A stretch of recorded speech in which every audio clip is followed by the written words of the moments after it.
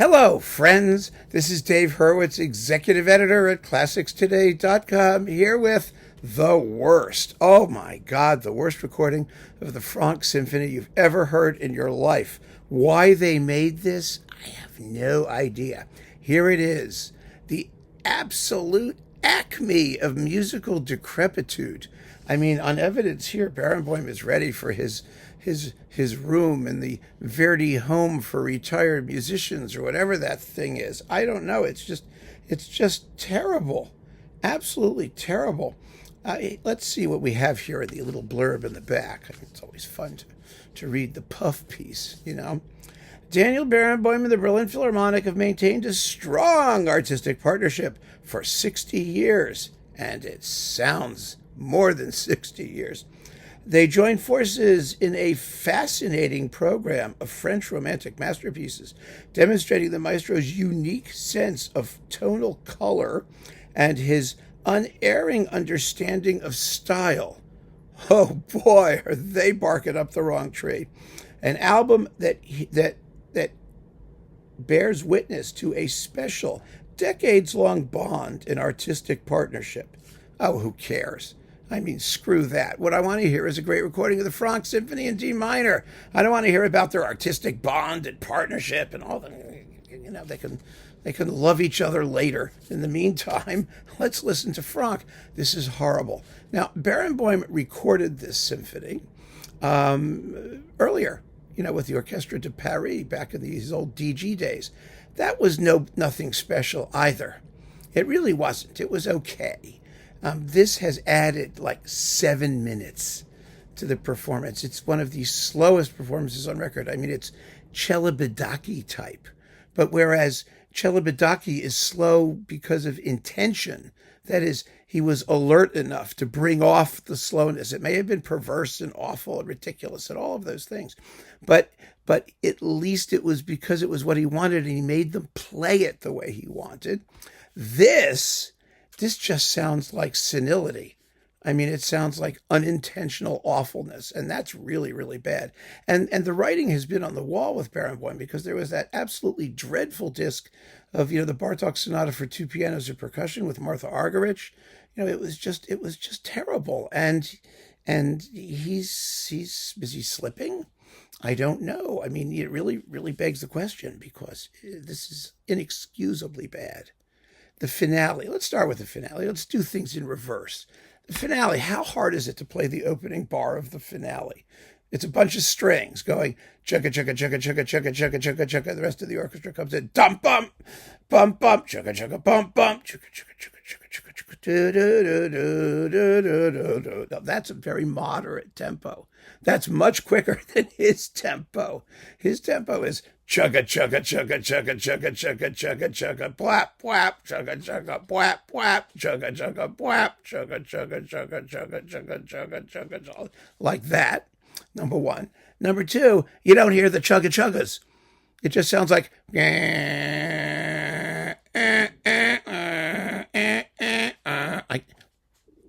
what the hell is going on? How hard is it to get an orchestra to go chugga chugga chugga chugga? I mean, how? What possible excuse could there be for playing that with no rhythm whatsoever, with this oily legato like this? It's as if they can't count. I mean, he makes the orchestra sound as debilitated as his conducting, which is just, it's interminable. It's absolutely interminable. And then you've got the middle movement, which is also interminable. I mean, it's got to have flow. Da da da da da da da da da. I mean, it's sort of a kind of a variation-y type thing with that swifter middle section, and it's not swifter middle section at all. And then we've got the first movement. Now, the first movement is deceptive. It's deceptive because he kind of does a Klemperer-like thing, or something that Klemperer used to like to do. That is, the opening, which is marked very slow. Is it a largo or something? I don't know. Is pretty swift. Do do do do do do. So you think, oh, Isn't that nice? I mean, he's playing it rather quickly. Then we get to the allegro. It's really going to take off. Oh, no. What he does is he plays everything at the same tempo. So there is no allegro. There's none at all. It comes to that big crescendo, and then it's da-da-dum, da-da-dum, da-da-dum, womp, womp, da-da-dum, womp, womp, da-da-da, da-da, da-da. You can't believe it. It's horrendous. Absolutely horrendous. There's no excuse for it. I mean, the Franck Symphony is always, for some reason, the victim of some conductor's strange idea of what it's supposed to sound like. I have no idea why that's the case. It has so many bad performances, so many boring performances. But this is just atrocious. It's abysmal. It's a disgrace. It's really a disgrace. It's a blot on Barenboim's career. And I'm telling you, it's time for him to take down his shingles and go to the home. He really did. He can play bingo as long as he likes.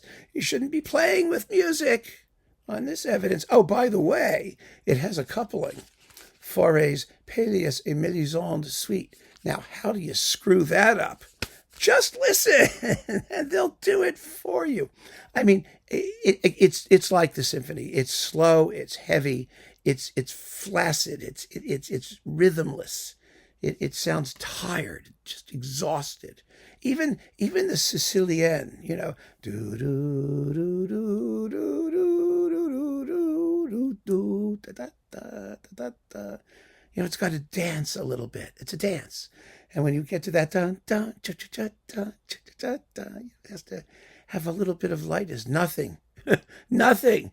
I mean, how do you make a flute and a harp with a solo cello sound like this sort of, adipose monstrosity? Well, they do it. They do it. It's just so unbelievable. Unbelievably bad. Atrocious in every possible way and in many impossible ways. And, so I'm sure those of you who have, an interest in perversity or just horrible performances will go out and listen to this with glee. And you should. That floats your boat. But, there are some things that are fun to listen to because they're bad. They really are. I mean, they're just perverse or weird, or you hear things that you didn't hear before, or, there's some justification for it. There's none for this. This is just terrible. Absolutely terrible. Should never have been released. There's no excuse for it. Deutsche Grammophon has no A&R anymore. They have nobody running the show who has any sense of what a good record should sound like. And just because somebody is old and they've been around for 60 years, that's no excuse. It's no excuse whatsoever. He had his shot at the Franck Symphony. He didn't deserve another one, and he certainly didn't deserve this one. And I dread what's still to come. I mean, I really do. There's just, let me just end it this way. Let me put it to you this way. If he were a doctor, right? If he were a brain surgeon, or if he were any kind of a doctor, an obstetrician, I mean, if he screwed up the operation or did something terrible at the birth of a child and it was stillborn, God forbid, he would have to, he would lose his license to practice. He would get sued. He would have malpractice insurance up the wazoo. I mean, that's what happens when you're incompetent. I mean, and it's only in music where, of course, well, the arts generally, I suppose, where there is no standard of competence. And so these people can go on and on and on and on forever doing terrible, terrible things. And that's, I understand that there isn't. I mean, I get it, but I'm just making the point. In what profession could somebody do something like this and still have a job and still not be told, however nicely, it's time for you to stop? You've done it. It's over. It's been wonderful. Everyone admires and respects you, or at least some people do, but stop. Just stop. Mr. Barenboim, please stop. It's enough. So keep on listening, friends. Thanks for joining me. Take care.